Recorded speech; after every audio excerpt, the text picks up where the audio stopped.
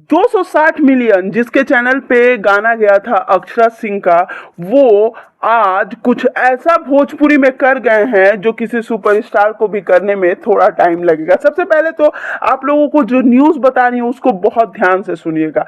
आपने global music junction के मालिक के बारे में सुना होगा जिनका नाम है राजकुमार जी, और उन्होंने बहुत ही बड़ी एक गाड़ी खरीदी है जिसका गाड़ी का नाम है एसवी ऑटोग्राफी रेंज रोवर है। बहुत बड़ी गाड़ी है, आपको मैं फोटो दिखा दे रही हूँ। इस गाड़ी की कीमत 3 करोड़ रुपए है और इस गाड़ी को लेने के पीछे राजकुमार जी सबको ये दिखाना चाहते हैं कि आप पर्दे के सामने ना रहकर भी आप भोजपुरी में बहुत कुछ बड़ा कर सकते हैं। ये गाड़ी एक वो मिसाल है जो कि भोजपुरी को एक अलग लेवल पर लेकर जाता है। वैसे सुनने में आया है कि खेसारी लाल भी इस गाड़ी को लेने वाले हैं, तो कहीं ना कहीं वो तो राजकुमार जी की नकल ही कर रहे हैं। भले ही इन दोनों के बीच में दोस्ती हो या दुश्मनी हो किसी को नहीं पता है, लेकिन कहीं ना कहीं खेसारी लाल नकल तो कर रहे हैं।